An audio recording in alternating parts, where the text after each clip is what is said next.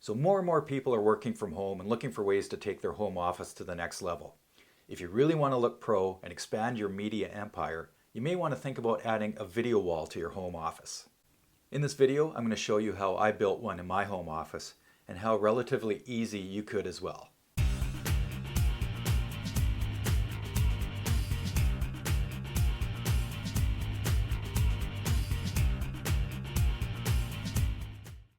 They say we're all our own media company now, and as people are producing more and more content from home, they're looking for ways to make that content really stand out.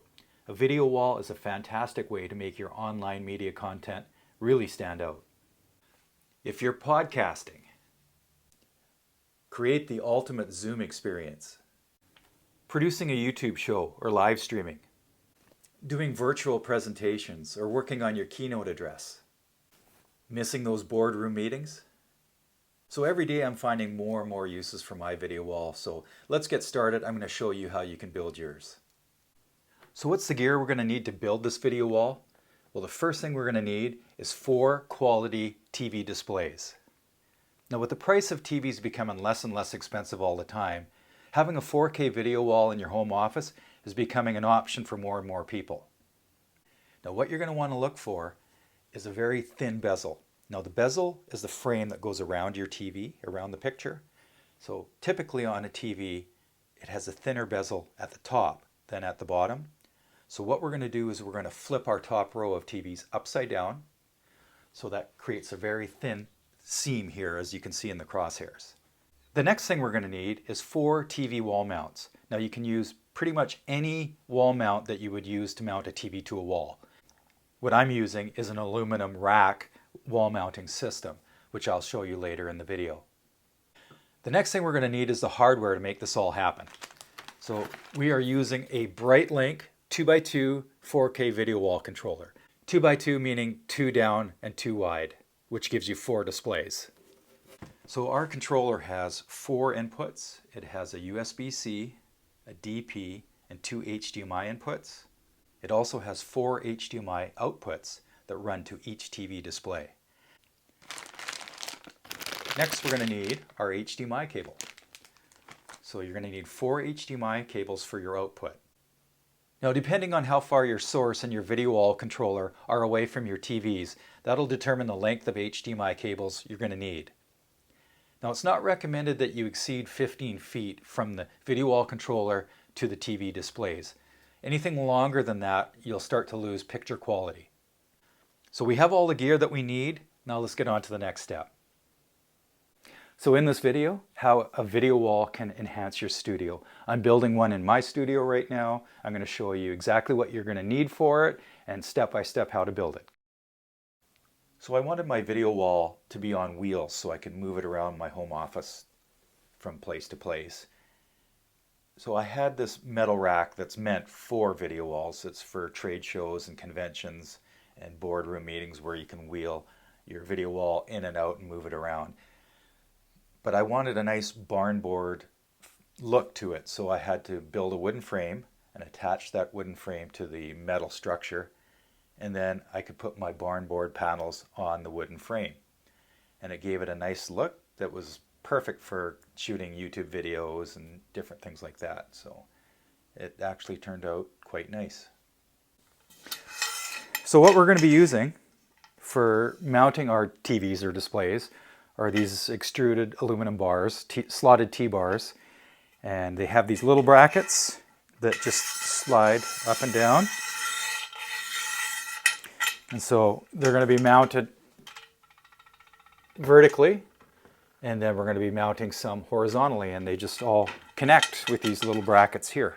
Now you can use traditional TV mounts that you can get in any of the big box stores. You're just going to have to do the calculations to figure out exactly where they're going to go. But this is really, really a good way to go. It makes things just so simple. And we have the full schematics available in the description. So there you have it. Our 4 vertical supports, aluminum supports, are in place. They just go in nicely, these little brackets with wood screws. I was able to just use wood screws in this case because the whole back of my wall here has studs all along the back, so it's very easy to drill in. Knew exactly where they were. In your case, you may have to use anchors, or just make sure you use a stud finder, find the studs if possible. And they're very adjustable, so it's nice.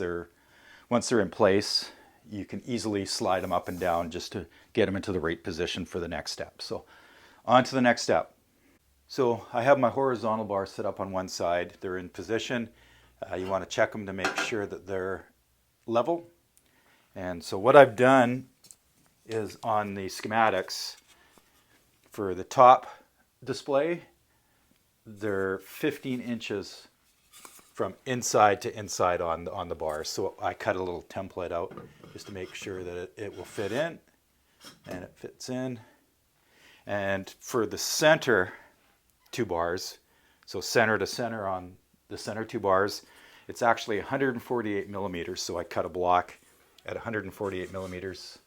That's more accurate. I'm not sure what that transfers over to in fractions, but I cut a 148 millimeter block and a 15-inch block. So that gives me my distances. And now I'm ready to mount the displays on this side. So these bars, they're with these little T-slots. They have a little Allen head bolt in there. So you just use an Allen head key. They slide really nice into position. Once they're in position, you just tighten them. It's real easy. Tighten them like that. Perfect. So there you have it. We have two displays up, just checking things out, make sure it's all good. It's really easy with these aluminum brackets. They slide in and out and just makes it all really easy. So our two displays are in place, so we just have to put the other two up now. On these brackets, you can see there's an Allen bolt on the top and one on the side. That allows you to easily adjust the displays up or down or in or out. It makes it really nice and simple. Great design. So you can see here how the TVs mount to the aluminum racking. It's actually very simple. There's just 4 brackets that bolt to the back of the TVs, and then those brackets fit over top of the aluminum racking and they lock in place. I would recommend at this point to attach your power cord and your HDMI cable on each display as you're putting it in place. It just makes it a lot easier than doing it after all your displays are put up. Now we're ready to power up our displays.